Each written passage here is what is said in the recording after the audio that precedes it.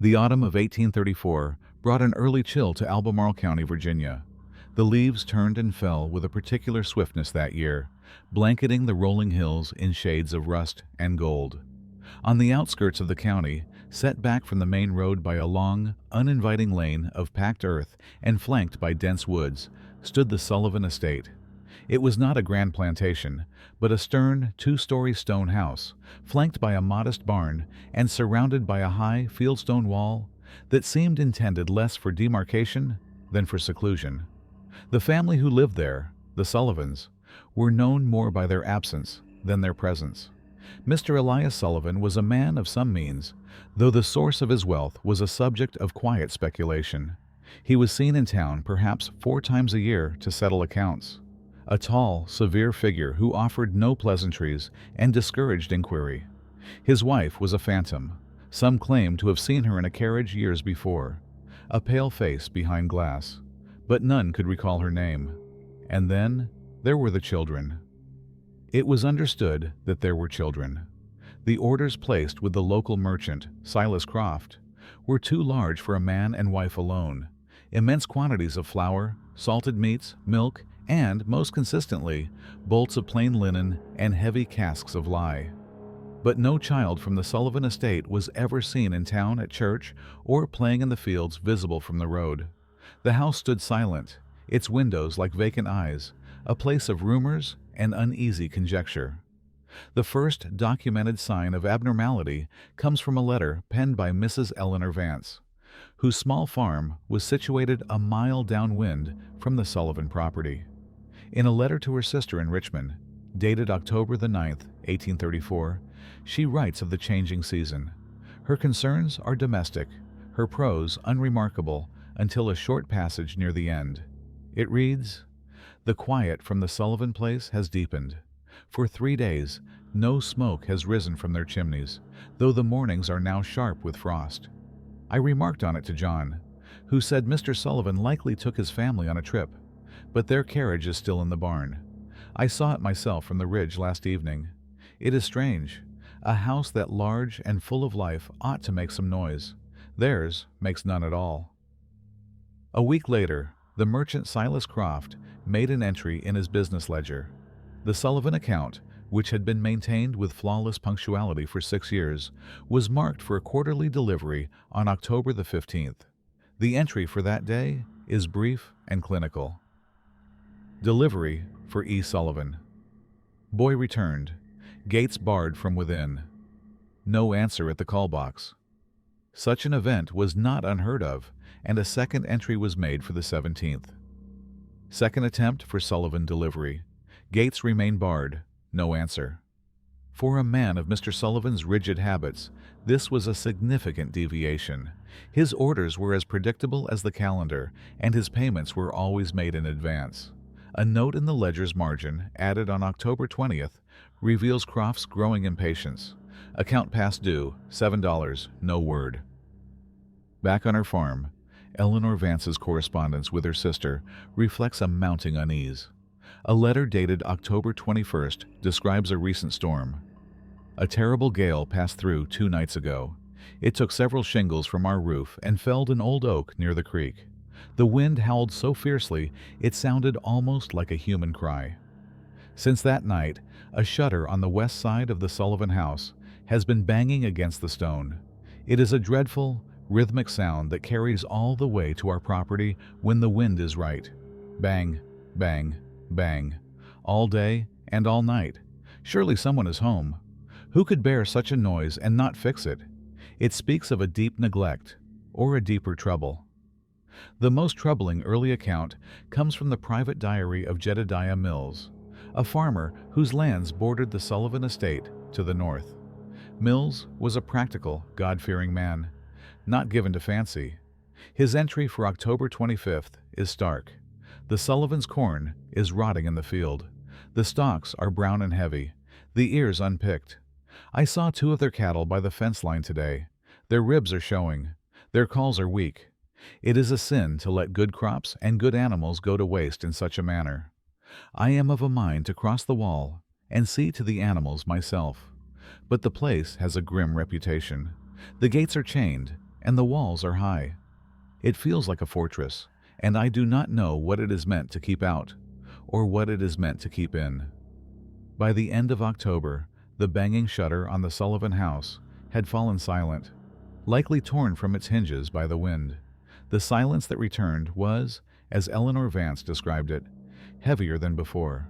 The separate streams of concern throughout the county were beginning to merge into a single, troubling narrative. Silas Croft had sent his boy a third and final time, only to have him return pale and frightened, claiming he heard a faint scratching sound from behind the main gate. Jedediah Mills noted in his diary that a foul odor had begun to drift from the Sullivan lands, an odor he could not place. He wrote, "It is not the smell of rot, not of the corn, or of dead livestock. It is a damp cellar smell, of earth turned over and left in the dark. Underneath it is something else, something sharp and sour that catches in the back of the throat." The community's unspoken fears finally coalesced into action on the 1st of November. Silas Croft, his unpaid account now a secondary concern to the unnerving mystery, and Jedediah Mills, tormented by the thought of the suffering animals, rode together into town. There, they presented their concerns to the county magistrate, a man named Philip Davies. The official minutes from the magistrate's office are preserved, and a brief entry for that day confirms their petition. Petition received from S. Croft and J. Mills regarding the abandonment of the Sullivan estate.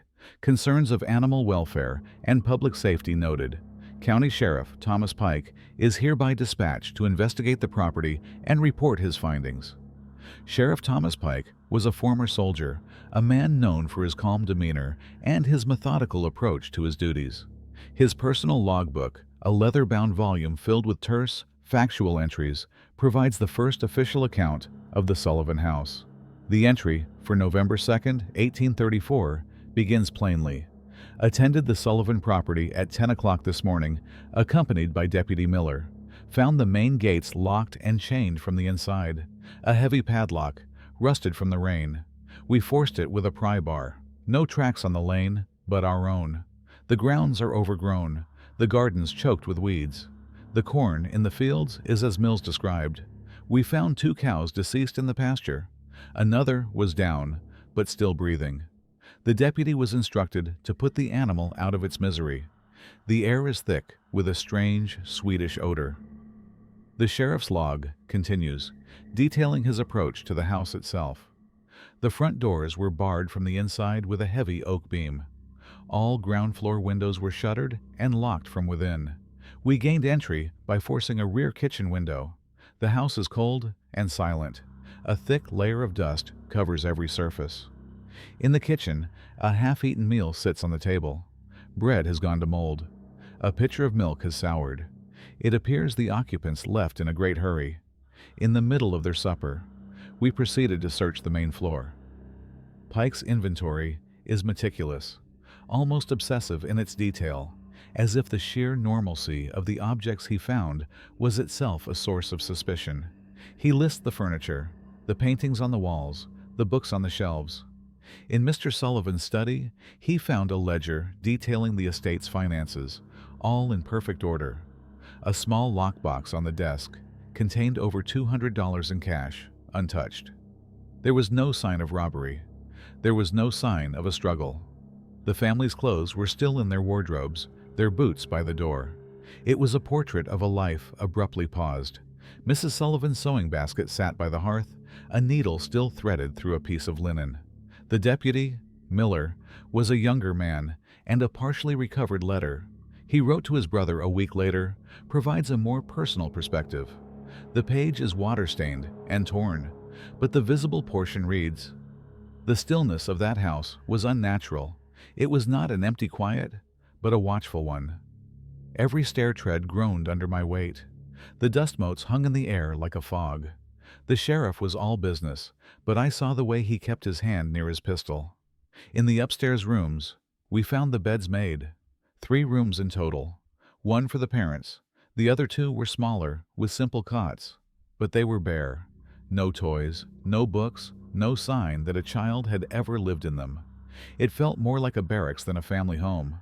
The sheriff made his notes and said nothing. The official log entry from Sheriff Pike confirms this observation, though in his typical, unadorned prose. Upstairs bedroom searched. Master bedroom contains clothing and effects for one male, one female. Two smaller rooms contain simple beds. No personal effects. All rooms are orderly. The entry continues to describe the attic, which was found to be empty, save for old furniture covered in white cloths. The house was a shell, perfectly preserved and utterly lifeless. The evidence suggested the Sullivans had simply walked out of their home in the middle of an autumn evening, leaving everything they owned behind. Sheriff Pike's log entry for November 2nd covers 2 full pages. He documents every room, every observation, with methodical precision. His conclusion begins at the top of the 3rd page. I have found no evidence of foul play. There is no sign of violence, theft, or forced entry other than our own. The state of the property suggests an unplanned and hasty departure. I have sealed the kitchen window we used for entry and have secured the main doors of the house with a new lock, for which I hold the only key. The property is now secured pending further investigation into the whereabouts of the Sullivan family. His report appears complete, a tidy summary of an inexplicable, but not necessarily sinister, event.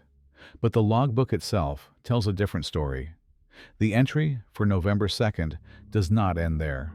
A faint indentation on the page and a small, ragged tear at the bottom corner indicate that a final paragraph was written and then physically torn away.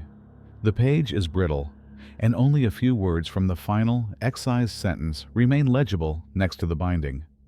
The fragment of the last sentence reads, "The basement door, however, is bolted from the outside. Sheriff Pike's official report was filed with the county clerk on the morning of November 3, 1834. It was a model of bureaucratic brevity, concluding with a recommendation that the Sullivan estate be declared derelict and its assets managed by the county until such time as Mr. Sullivan or a legal heir could be located."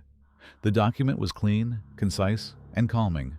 It asserted that the family had, for reasons unknown, departed of their own free will. The matter, for all official purposes, was closed. For a time, the county accepted this version of events. The strangeness of the Sullivan family had always set them apart, and a sudden, silent departure seemed in keeping with their secretive nature.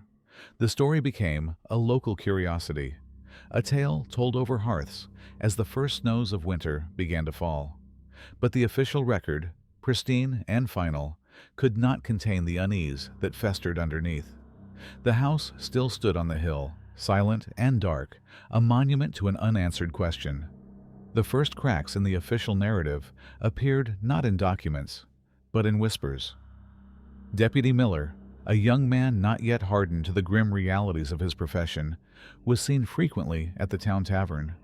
A letter from the tavern owner, Mr. Abernathy, to his brother in Staunton, dated November 20th, provides a second-hand account. The sheriff's deputy has been taking his supper here most nights, a quiet lad, but the Sullivan business has left a mark on him. He drinks his whiskey and stares into the fire. He will not speak of what he saw in that house, but his silence is louder than any tale. Last night, one of the loggers asked him if it was true they found the devil's work up there. The boy just shook his head, white as a sheet, and said, "Worse." He would say no more. These small seeds of doubt found fertile ground in the community. Eleanor Vance, in a letter to her sister dated November 28th, captures the shifting tone. The talk in town is soured. At first, people imagined Mr. Sullivan had fled his debts, or that his wife had run off with another man. Now, the stories are darker. They speak of strange shipments Mr. Sullivan used to receive, crates marked with foreign symbols that came by night. They say the high walls of his estate were not to keep intruders out, but to keep his family in. The abandoned fields, the starving cattle. People see it now as a sign of a curse, a place forsaken by God. John forbids me from taking the North Road anymore. He says the air near that place feels heavy and unwell. Jedediah Mills, the Sullivans' neighbor, provided no fodder for such superstitious tales. His diary entries from this period remain stubbornly practical, yet they contribute their own layer of dread. An entry from December 1st reads, "The snow does not lie right on the Sullivan property. On my land, it is a clean, white sheet. Over there, it seems to melt in strange patches, especially near the foundation of the house. Not from heat, for no smoke comes from the chimneys. It turns to a gray slush. The smell I noted before has not gone away. The cold has sharpened it. It is a foulness that clings to the back of the throat, the smell of damp earth and old meat. I have instructed my sons to keep to the southern pastures. We will not go near that wall." Sheriff Pike, for his part, remained a figure of stoic authority. He publicly decried the spreading rumors as the fearful gossip of idle minds. His logbook contains a frustrated entry on December 5th.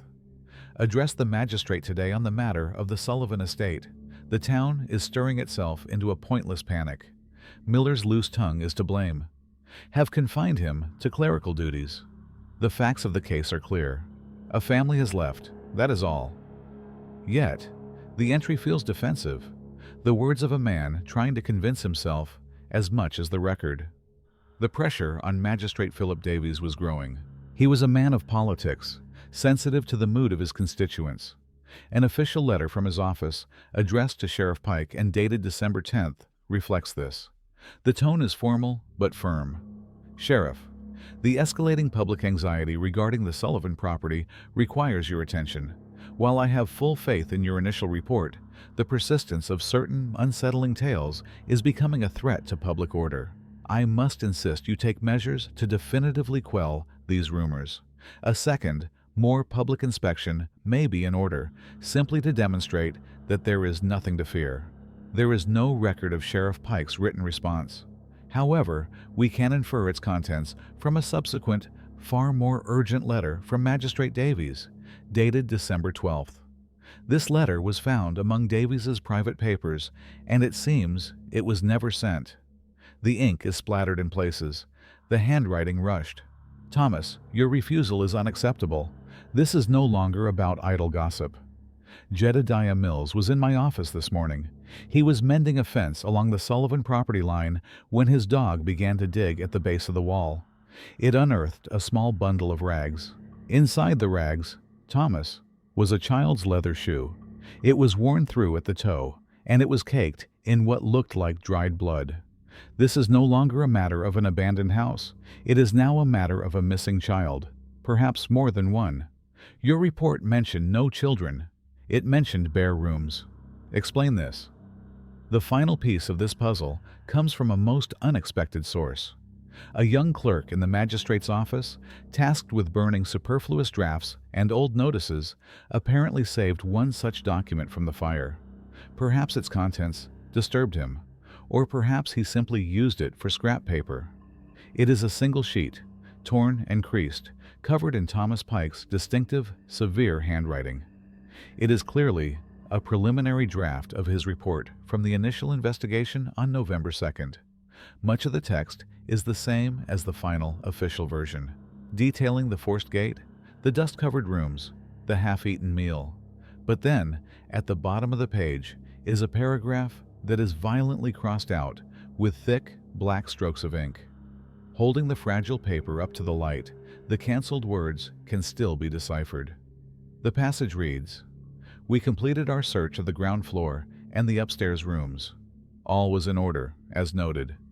Before departing, I instructed Deputy Miller to check the integrity of the cellar door, located in the rear pantry. He found it to be made of heavy oak, reinforced with iron straps. It was secured from the outside by a large, newly forged iron bolt. This was the only lock in the entire house that showed no signs of rust or age. A profound and unpleasant odor emanated from the cracks around the doorframe. Miller, who is not a fanciful man, claimed he could hear a faint sound from within.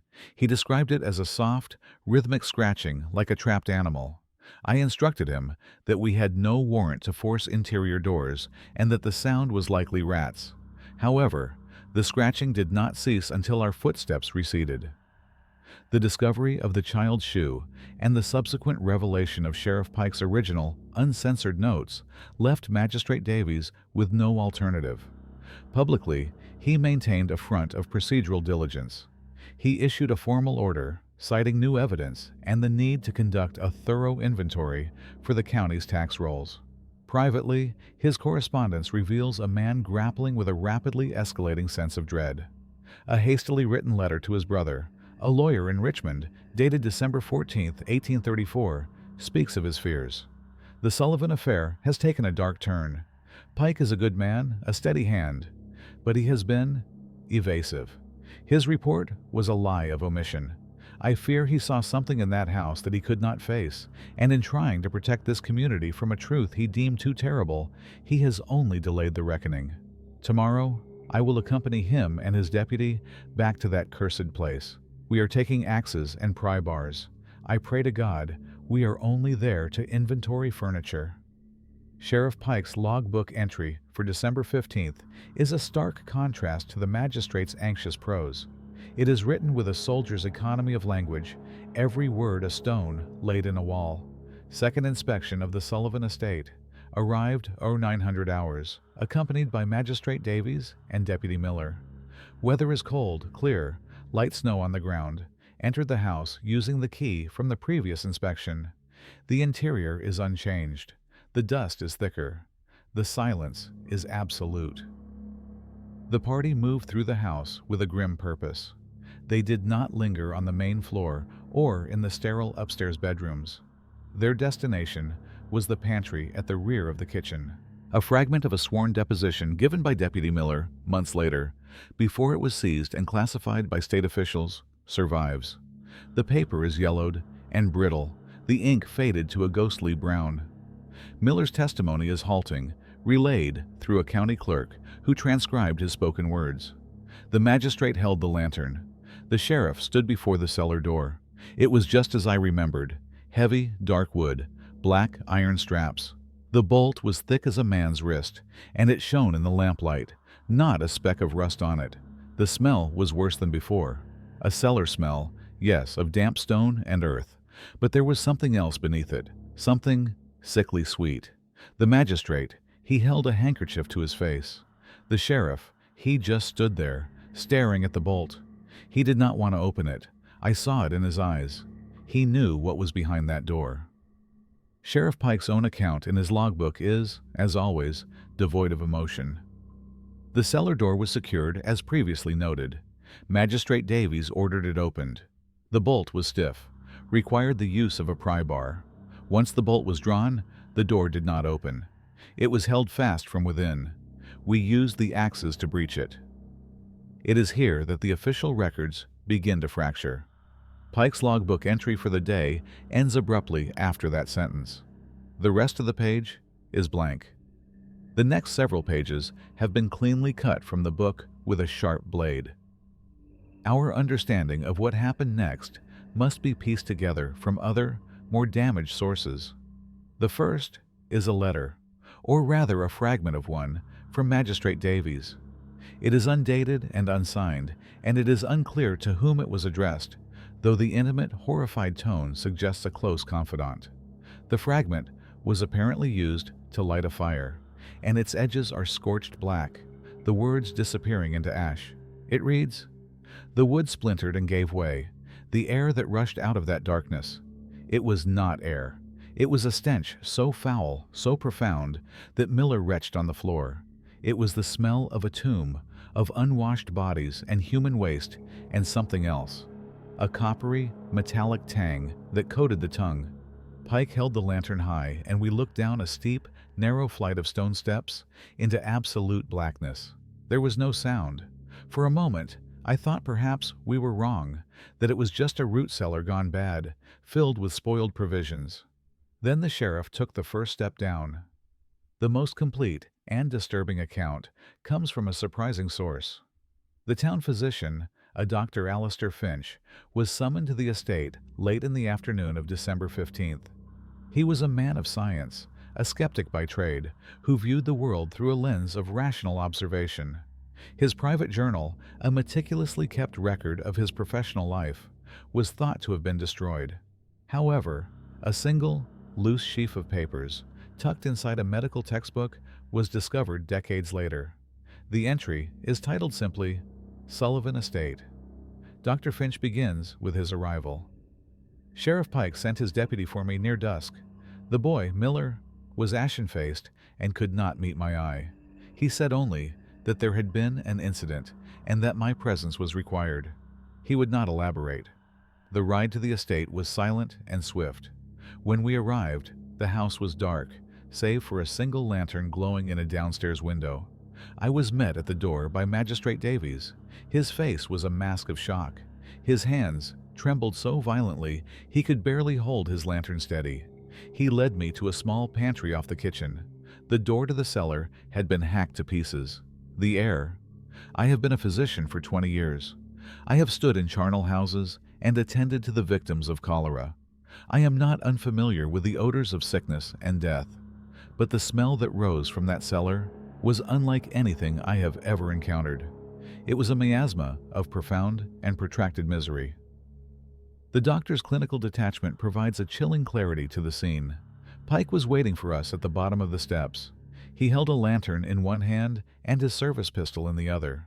The cellar was small, perhaps 20 feet square, with a low, vaulted ceiling of rough-hewn stone. The floor was packed earth, damp and cold. There was no furniture, no storage crates, no sign of provisions. The room was empty, save for what was on the walls. Bolted into the stone at regular intervals were iron rings. From these rings hung chains, and at the end of the chains were children. The doctor's handwriting, usually so precise, becomes slightly unsteady here. There were 47 of them, I counted.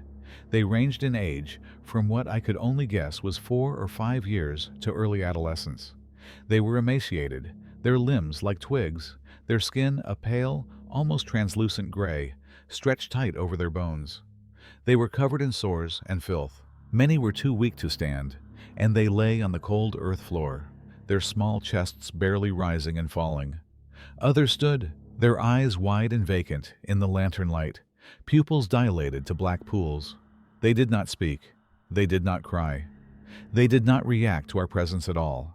They simply watched us, their heads turning in perfect, silent unison to follow the light of the lantern. It was the silence that was the most unnatural. A room full of suffering children should be a place of noise. This was a crypt. Dr. Finch's medical assessment follows. It is a litany of horrors, recorded with cold precision. I examined several of the subjects. All exhibited signs of extreme malnutrition and dehydration. Their muscles were severely atrophied. Their teeth were rotted. Many had lost their hair in patches. I noted extensive bruising and ligature marks on their wrists and ankles from the iron manacles. But most disturbing were their eyes. There was no light in them, no recognition. It was as if the person within had long since departed, leaving only the shell behind. When I tried to speak to one, a young girl of perhaps 7 years, she did not respond. She only stared at my mouth as it moved, as if trying to remember what sound was. The entry continues, detailing the grim task of removing the children from the cellar. The magistrate was in a state of near collapse.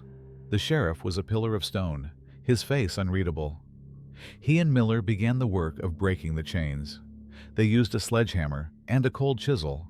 The sound of the hammer striking the iron echoed terribly in that small, silent space. With each shattering blow, the children did not flinch. They did not react at all. One by one, we carried them up the stairs and laid them on blankets in the kitchen.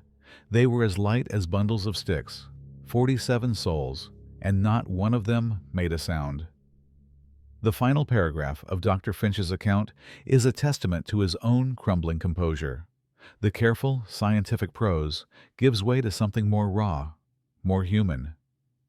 As we brought the last child up from that damnable hole, I noticed something I had missed in the initial shock. On the far wall of the cellar, carved into the stone, were hundreds upon hundreds of small, vertical lines, scratched into the rock with a nail or a sharp stone. They were tally marks, grouped in sets of 5.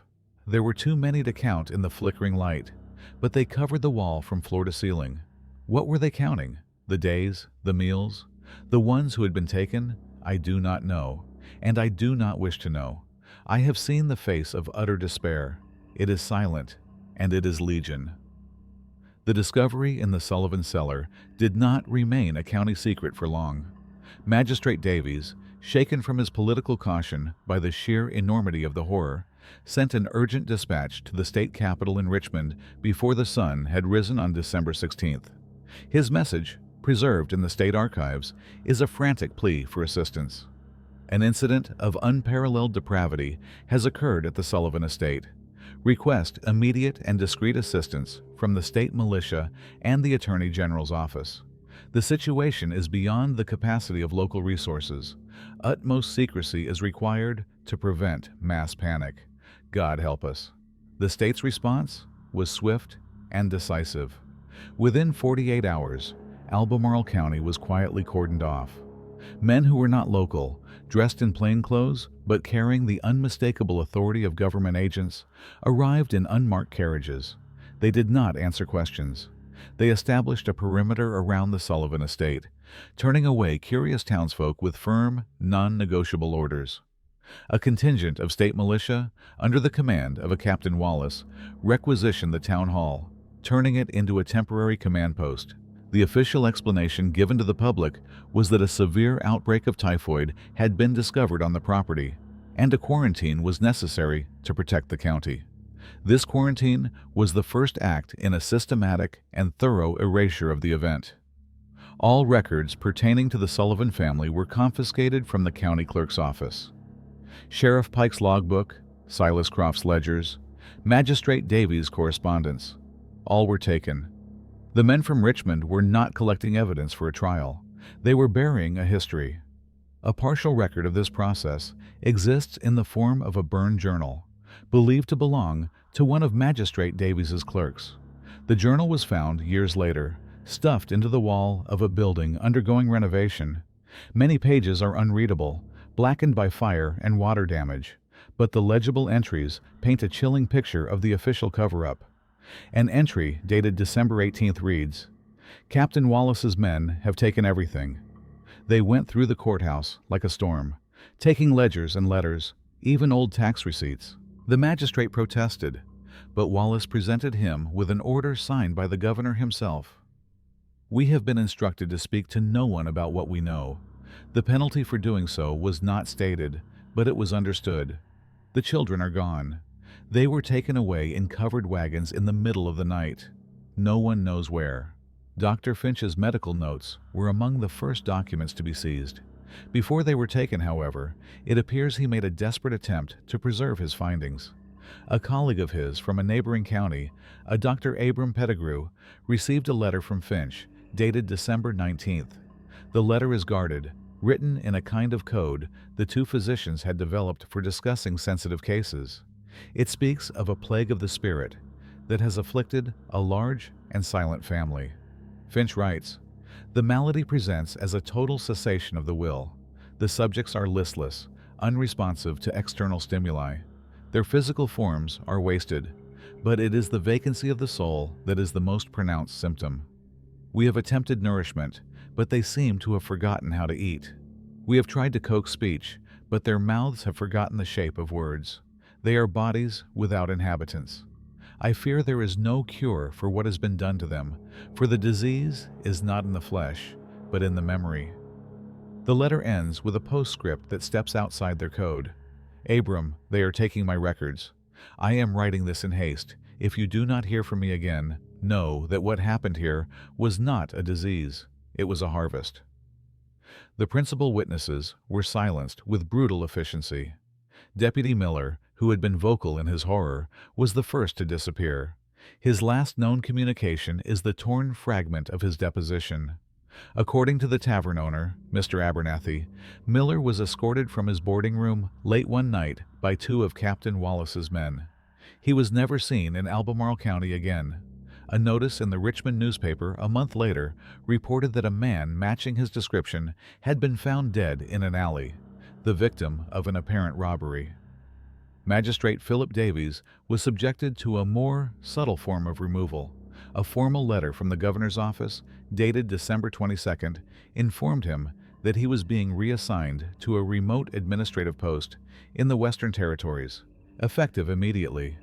The reason given was his admirable handling of a difficult public health crisis.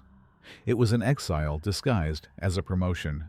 His burned journal's final legible entry reads, "They have silenced us all. They are not interested in justice for those children. They are interested in forgetting them. They say it is for the good of the Commonwealth, to prevent a stain upon its reputation. But a stain is not removed by painting over it. It is still there, beneath the surface, festering. I have seen the cellar. I will carry the memory of that silence to my grave." Sheriff Thomas Pike, a man of military discipline and ingrained obedience, proved more compliant. He remained in his post, a silent and hollowed-out figure of authority. His official logbook, when it was eventually returned to the county, was a shadow of its former self. The pages detailing the Sullivan investigation were gone, replaced by a single, newly written entry. The penmanship is Pike's, but the words are clinical and alien, clearly dictated to him. The entry, dated December 16th, states that the Sullivan house was found to be empty, and that rumors of a more sinister discovery were the product of local hysteria brought on by the typhoid scare. It is a perfect, seamless fiction. The only sign of the man who wrote the original, truthful account is a small, dark smudge near the signature, a single drop of ink that has bled into the paper like a tear. The Sullivan name itself was the final target of the erasure. Land deeds were altered, census records were amended. Within a generation, it was as if the family had never existed. The estate was declared property of the state and left to fall into ruin, the high stone walls a silent warning to the curious. The official story held. The Sullivans were a reclusive family who had succumbed to a virulent fever and were buried in unmarked graves to prevent the spread of the contagion. But history, once written, cannot be entirely unwritten. Fragments remain, defying the fire and the censors. The most unsettling of these is a single, charred page, believed to be the missing portion of Deputy Miller's sworn deposition. It was found with the magistrate's clerk's journal, suggesting the two men may have attempted to preserve a record together. The page is badly damaged, but its contents are a horrifying addendum to Dr. Finch's clinical account. The deposition describes the moment after the last child had been carried from the cellar. It reads, "The sheriff sent me back down for the blankets. He was with the doctor, and the magistrate was outside being sick. I went down the steps alone. The lanterns cast shadows on the walls. It was then I saw the marks, the scratches in the stone Dr. Finch had noted. But I looked closer. They were not just tally marks. Among them were words, or what looked like words, crudely gouged into the rock. The letters were misshapen, childish. It was hard to read. One phrase was repeated over and over. It said, "He comes from the dirt." In another place, near the floor, was a small, crude drawing. It was a stick figure of a man, but he had no face. In the place where his face should have been, there was only a spiral, a coil turning inward. Below the drawing was another word, hunger. The deposition continues, the clerk's transcription capturing Miller's rising panic. As I was looking at the drawing, my lantern light fell upon a section of the dirt floor I had not noticed before. In the far corner, the earth was not packed down. It was loose, as if it had been recently turned. I saw the edge of something sticking out of the soil. It was a piece of wood, smooth and dark. I knelt down and brushed the dirt away. It was the top of a small wooden box, about the size of a child's coffin. It was not buried deep. I worked my fingers under the lid and pried it open. Inside there was nothing. The box was empty, but the bottom of it was lined with dozens of small, white objects. I picked one up. It was a tooth, a child's milk tooth. The box was filled with them. There must have been hundreds, and as I held it in my hand, I heard a sound from the dirt beneath the empty box. It was a soft, wet, chewing sound, and the smell, that sour, awful smell from the fields. It was coming from the ground, right in front of me. The state-sanctioned quarantine of the Sullivan estate lasted for 3 months, a period of enforced silence that settled over Albemarle County like a winter shroud. By the spring of 1835, The men from Richmond had departed as quietly as they had arrived. The militia barracks at the town hall were emptied, the confiscated records were gone, and the official narrative of a tragic but contained typhoid outbreak was cemented in the public consciousness. The Sullivan affair was over, but for the men who had stood in the cellar, the silence was not an absence of noise, but a presence. It was the silence of the 47 children, a profound and bottomless quiet that had followed them out of that dark place. Sheriff Thomas Pike became a ghost in his own office, a man performing his duties by rote memory. A letter from his sister, who visited him in the summer of 1835, expresses deep concern for his health. Thomas is much changed. He has lost a great deal of weight, and his eyes have a haunted, distant look. He barely speaks, and when he does, his voice is a dry whisper. He spends his evenings staring into the fire, his hands clenched. He refuses to speak of his work, but the cook at his boarding house says he does not sleep. She hears him pacing his room at all hours of the night, and sometimes, she says, she hears him speaking to himself in a low, urgent tone, repeating the same words over and over. She cannot make them out, but she says it sounds like he is counting. Dr. Alistair Finch retreated into his work, his scientific curiosity replaced by a grim, almost frantic obsession. He began a private study, ostensibly on the effects of malnutrition on childhood development. He traveled to orphanages and poorhouses across Virginia, seeking out children who had suffered extreme neglect. His notes from this period, which he kept hidden from his family, are filled with frantic comparisons and desperate calculations. He measures the circumference of skulls, the length of limbs, the dilation of pupils. On every page, in the margins, he scrawls the same number, 47. An entry from his private journal, dated October 1835, reveals the true nature of his research. None of them are the same. I have examined over 100 cases of severe privation, and while the physical symptoms are often similar, the spiritual affliction is entirely absent. These children, though starved and beaten, still possess a spark. They cry, they rage, they hope. They are not the empty vessels I saw in that cellar. What was done to them was more than simple starvation. It was a methodical emptying, a hollowing out.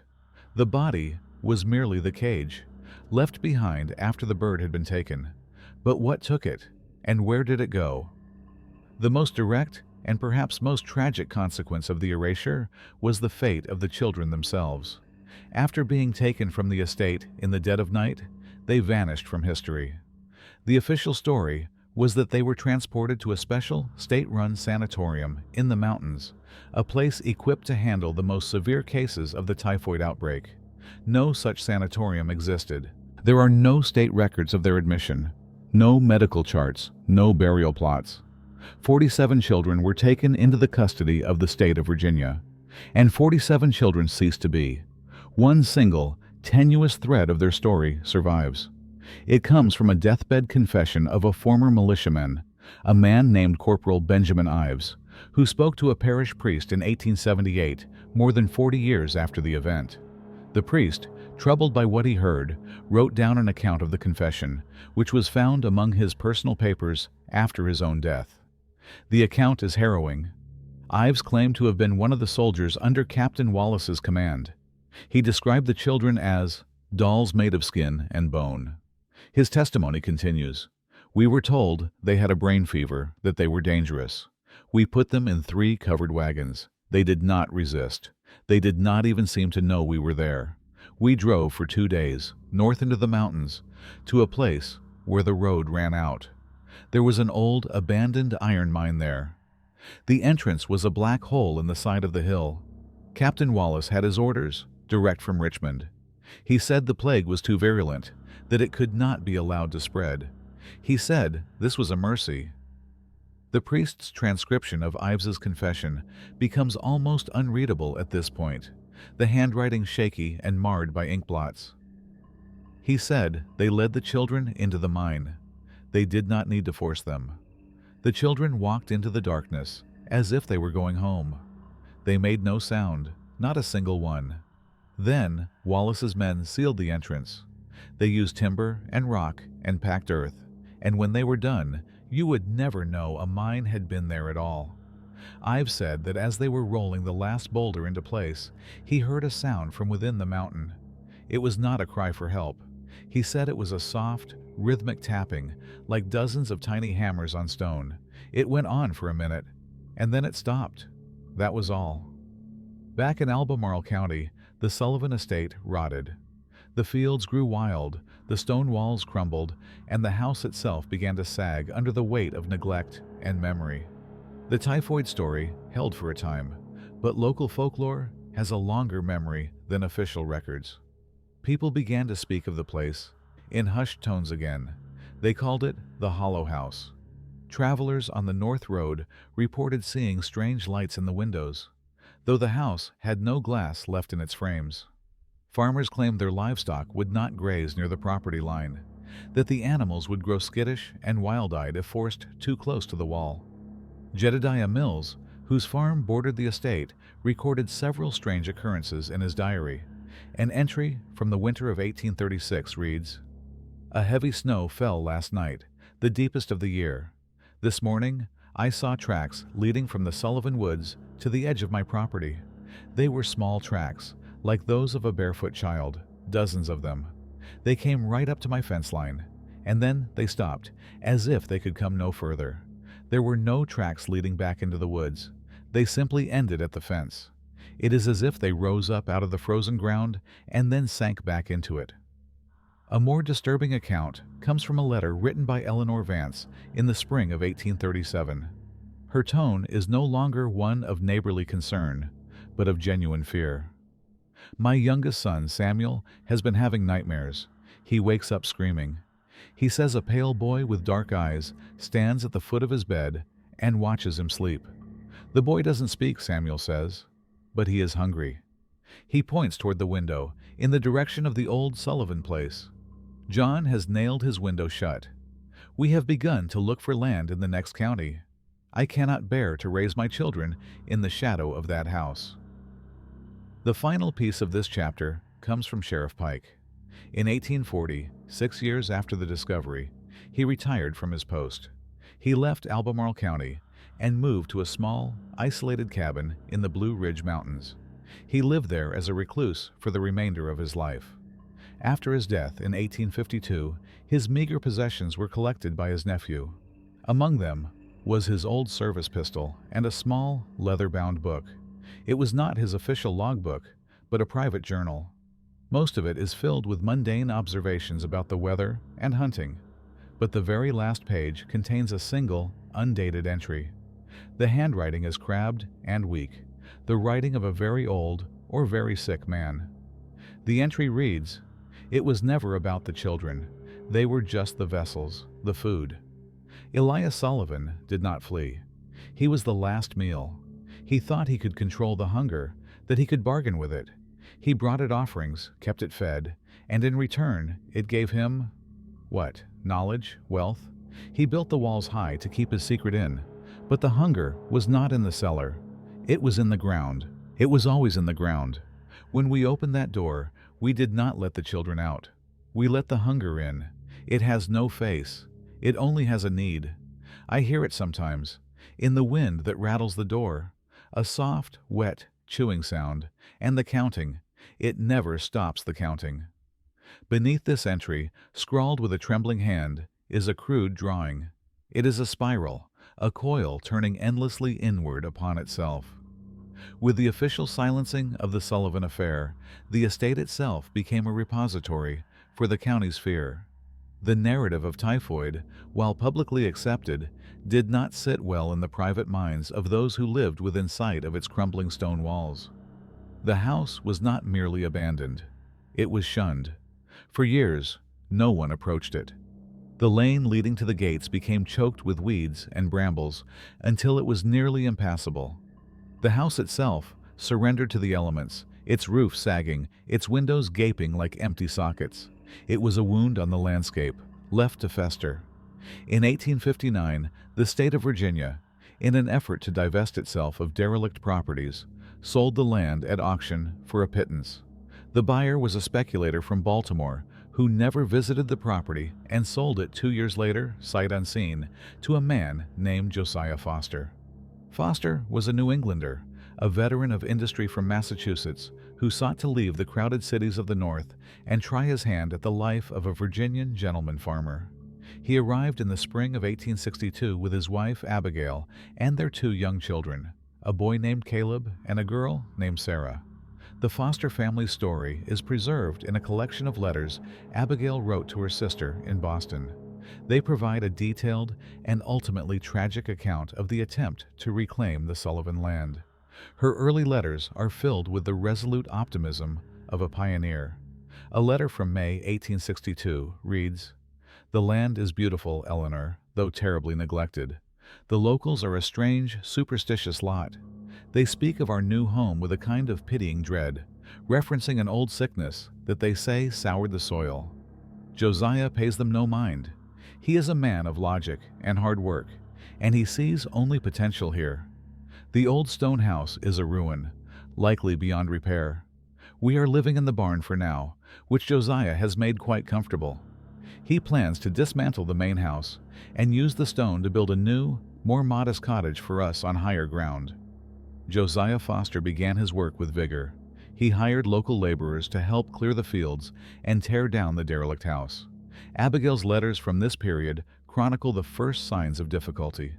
From a letter dated June 1862, "The work on the old house is proving more difficult than Josiah anticipated. The foundation is unusually deep, the stones set with a skill that seems out of place for such a plain building. The men Josiah hired are sullen and fearful. 2 of them quit yesterday, claiming the air in the cellar gave them headaches and clouded their thoughts. Josiah had to go down himself to fetch the tools they left behind. When he came back up, he was pale and said the air was foul, but nothing more. He has ordered the cellar to be filled in with rubble and sealed before we build anew." A week later, another letter shows the first hint of personal disquiet. "A strange thing happened today. Our Sarah, who is only 6, was playing near the pile of stones taken from the old foundation. I saw her picking something up and putting it in her apron pocket. When I asked her what she had found, she showed me. It was a small, white stone, shaped like a tiny peg. Then she showed me another, and another. Eleanor, they were teeth. Small, perfect milk teeth. There were dozens of them mixed in with the mortar and the dirt of the foundation. When I asked Sarah to give them to me, she refused. She clutched them in her little fist and said, 'They're counting them.' I could not get another word out of her about who 'they' were." By the autumn of 1862, the Fosters' optimism had begun to curdle into a grim struggle. The war that was tearing the nation apart seemed a distant concern compared to the private war they were waging with their own land. Josiah had managed to clear and plant a field of winter wheat, but the crop was failing. Abigail writes in October, "The wheat has come in thin and pale, the stalks like straw and the heads empty of grain. Josiah cannot understand it. The soil is rich and dark, yet it yields nothing of substance." Jedediah Mills's grandson, who now owns the neighboring farm, told Josiah that nothing has grown right on this land since the Sullivans' time. He says the ground takes more than it gives. He is a simple man, but his words have a weight to them that I cannot dismiss. "We have been forced to buy feed for our livestock, a great and unexpected expense." The psychological toll on the family, particularly the children, becomes the dominant theme of Abigail's letters through the winter. A passage from December 1862 is particularly disturbing. Caleb has become withdrawn. He spends hours staring out at the ruined foundation of the old house. He no longer plays with his sister.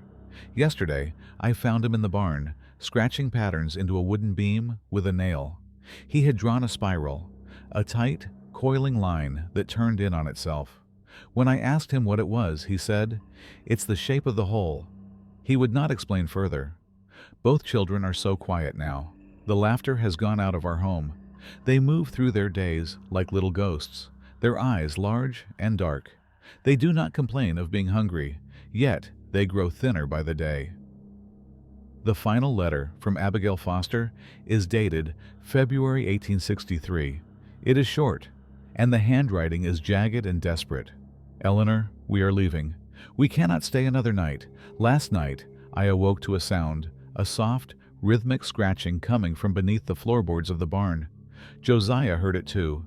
He took his rifle and a lantern and went outside.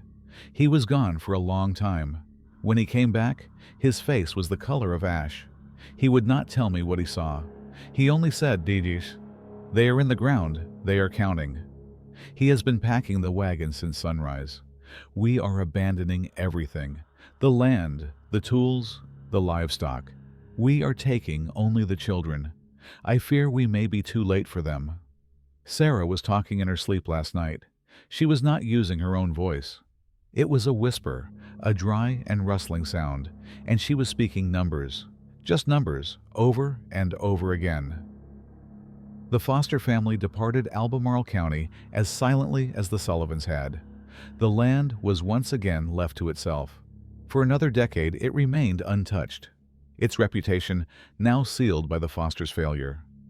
The half-finished cottage was reclaimed by weeds, and the filled-in cellar of the old house began to sink, forming a shallow, stagnant depression in the earth. The next official record concerning the property comes from 1872. The Chesapeake and Ohio Railway, planning a new spur line to connect Charlottesville with the western part of the state, dispatched a survey team to plot a course through the area. The chief surveyor, a man named Orville Peck, was a man of science and engineering, with no patience for local superstition. His field notes, preserved in the railway's archives, begin with professional detachment. An entry from September 1872 reads, "Commence survey of the old Sullivan parcel. The land is overgrown, but appears suitable for grading. Local guides are proving difficult, refusing to camp on the property and citing absurd local legends of a haunting.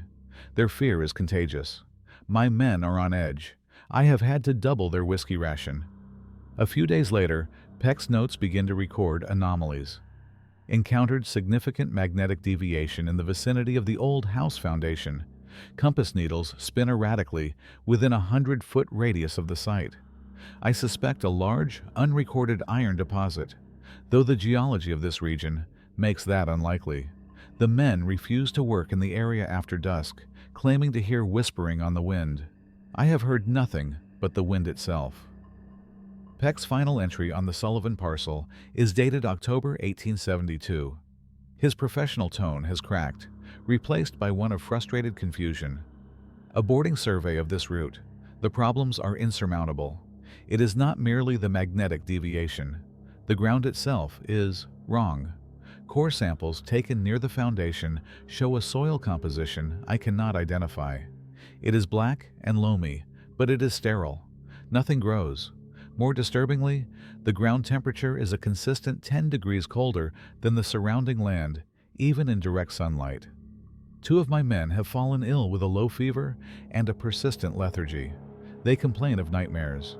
Yesterday, my transit man, a steady fellow named Harris, swore he saw a child watching them from the woods, a pale child with no eyes. He has since deserted his post. I cannot complete my work with a crew on the verge of mutiny. I am officially recommending we reroute the spur line 5 miles to the south, despite the additional cost of 3 trestle bridges. This land is unsuitable for development. In my professional opinion, it should be struck from all maps and forgotten. The railway was rerouted. The land was forgotten once more. The story of the Sullivans and the Fosters faded from living memory into the realm of folklore. By the early 1900s, it had become a ghost story told to frighten children, a tale of the Hollow House and the Silent 47.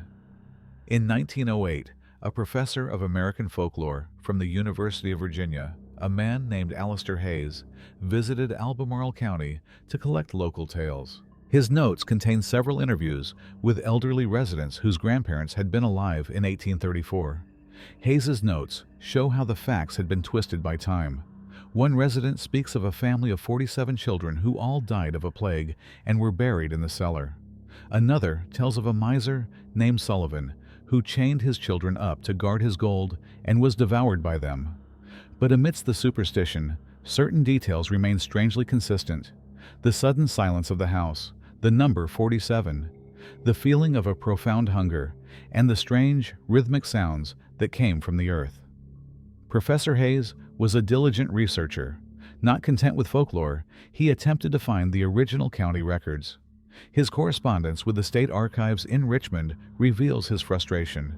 He writes, "I have been informed that all county records for Albemarle from the autumn of 1834 are classified by order of the governor's office. The reason given is the protection of state security, a ludicrous explanation for a set of 70-year-old tax documents. It is clear there has been a deliberate and systematic concealment of the historical event. The story is not a fiction. It is a memory that has been actively suppressed." Hayes spent a month trying to circumvent the state's blockade. His final entry on the subject is a note scrawled on the back of a page of local legends. It details a discovery he made not in the courthouse, but in a dusty annex of the county land grant office. He found an old surveyor's map drawn in 1789, long before the Sullivan family had acquired the land. The map detailed the original parcels granted to settlers after the Revolution. The parcel in question was clearly marked, but it was not labeled with a family name.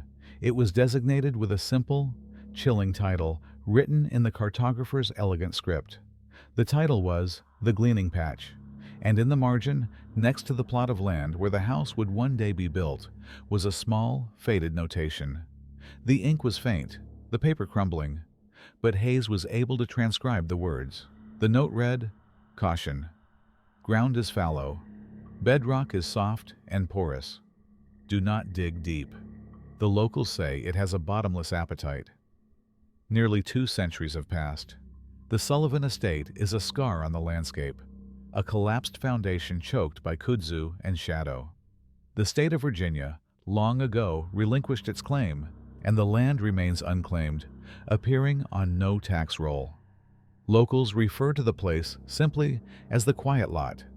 They do not tell stories of ghosts or hauntings. Their warnings are more practical. They say the ground is unstable, that it sinks in unnatural ways, and that anything left on the property overnight, a tool, a fallen branch, will be gone by morning, pulled down into the soft, black soil. In 2011, a geological survey team, contracted to map potential shale deposits, placed seismic sensors on the property. Their official report noted only anomalous subterranean resonance of indeterminate origin, but a note, scrawled in the margin of the field team's log, was leaked years later. It described the resonance as a faint, rhythmic, and persistent scratching sound, emanating from a depth their equipment could not precisely measure. The sound was not random. It was organized, methodical, like the tapping of a fingernail against stone, counting the seconds in the long, patient dark.